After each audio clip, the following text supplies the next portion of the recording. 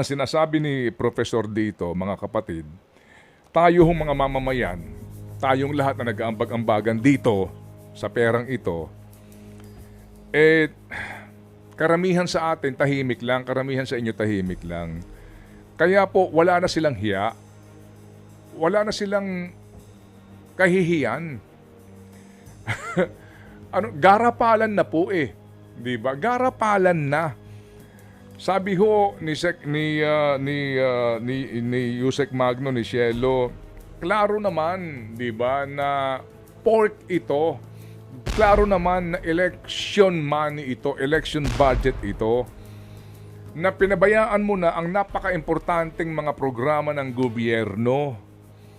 Basic po na pangangailangan natin. Pero importante lang, magpatuloy sila sa paghawak sa poder. Yan po yan eh. Pero yun nga, kailan at kailan gigising ang taong bayan dito sa pagkakahimlay na ito?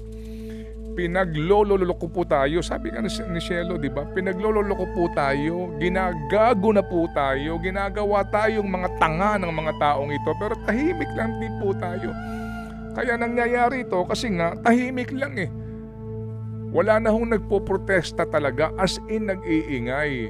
Pumunta ka sa kalye, well, sa bagay, pag makisama ka sa grupo ng bayan, komunista ka na kaagad, hindi ba? Magprotesta ka, agad ka nang dudumugin ng kanilang mga trolls. Pero ganun na ho ba talaga ngayon? Hayaan na lang natin sila sa pandarambong na ginagawa nila. Panloloko po sa atin.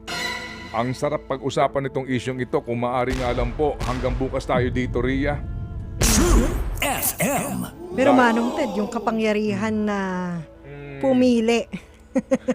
Di ba? Nasa atin pa rin eh, no? So, sabi nga ni Professor Cielo Magno, sa May 12, please lang.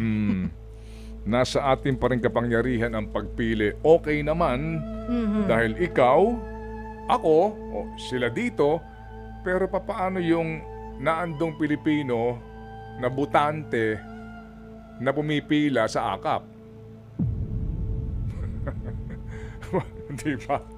Paano yung butante doon na walang kaalam-alam kung hindi maghanap buhay at maghanap po ng ipanlalaman sa sikmura? Yung hindi niya alam ang isyong pambayan. Ang dami hong ganun eh.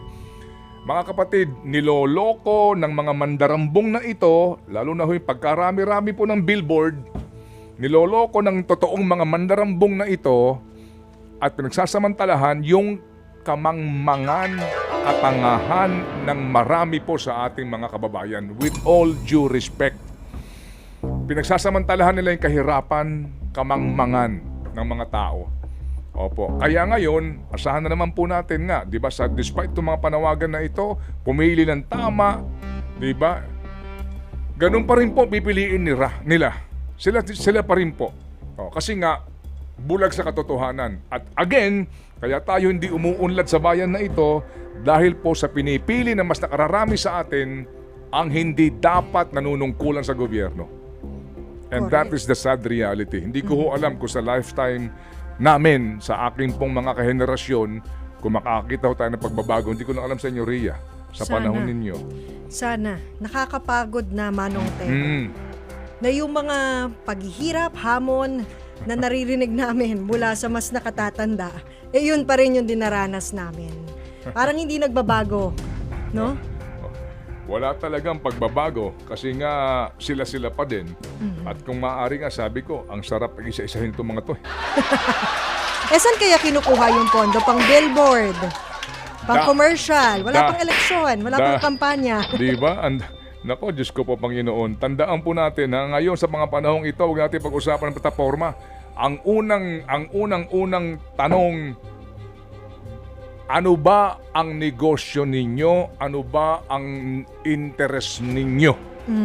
Opo, sa paglilingkod daw sa gobyerno. Ang pinakamainam nga ngayon lahat ng tumatakbo na nasa posisyon na ngayon, lahat ng kung ano man ang posisyon, opo, ngayon tumatakbo, sige nga, ilabas ninyo ang inyong SALN. Labas nyo lahat ang statement of assets ninyo. Ilantad ninyo noon saan ka nakatira, ngayon saan ka nakatira, ilan sasakyan ninyo, ilan ang ari-arian ninyo. Opo, yun ang pinakamaganda. Opo, kasi doon pa lamang malalaman mo na ang itong taong ito ay magnanakaw sa gobyerno. Yumaman sa pwesto. Opo, sa ngayon pa lamang, yun ang pinakamagandang tanungin dito ho sa mga naghahangad daw maging lingkod bayan o maglingkod pa sa bayan. Labas ninyo lahat ng salin nyo. Kaso lang, wala ho namang ding, di ba, nagtatanong ng ganon. Sa amin nga din dito, sabi ko, magkakaroon ba tayo dito ng one-on-one interview sa mga kandidato pati sa mga party list? Baka walang pumayag sa atin. May papayag ba dito na ang unang katanungan ko, ano ba negosyo nyo? Papayag ba yung kandidato? FM. O Mr. Candidate for Senator, pwede bang ilabas mo salin mo? Pwede bang malaman ngayon saan ka nakatira ngayon? Saan ka nakatira ngayon? Dati ba saan ka? Hindi natin sa minamaliit o inaakusahan ka, pero dahil ikay yung naghahangad, maglingkod sa bayan, maging transparent ka sa buhay mo. Iba hong usapin yun kapag pribadong individual. Pero ikaw na gustong maging senador, for example. Oo. Sige nga. Oo. Gaano ka ngayong kayaman? Kung nakaupo ka sa pwesto.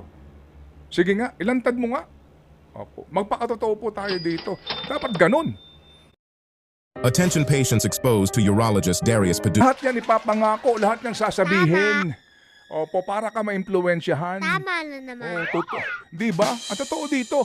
Oo, ngayon gaano karangya ang buhay mo? FM. Saan ka kumuha ng pera mo? FM. Di ba? Oo. Paano mo binubuhay ang mga anak mo sa labas? FM. Paano mo binubuhay ang sangkaterbang pamilya mo? FM. Saan ka kumukuha ng pambayad sa mga alalay mo? FM. Gaano nakalaki ang ninakaw mo? FM. Serve the people. Serve the people. And that is our commitment. And that is our commitment.